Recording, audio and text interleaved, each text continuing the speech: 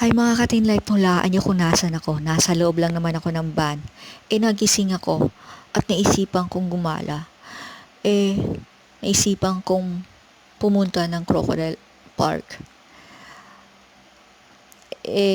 Wala naman akong pamasahe, pang taxi.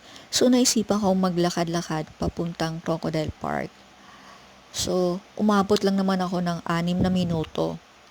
Okay lang din kasi atleta naman ako nung kabataan ko.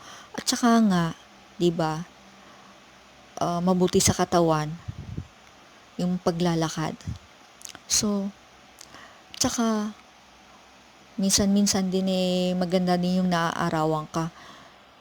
Pero may bitbit naman akong umbrella kung sakaling, 'di ba, hindi ko na makayanin yung init ng araw at saka at kung umulan man din,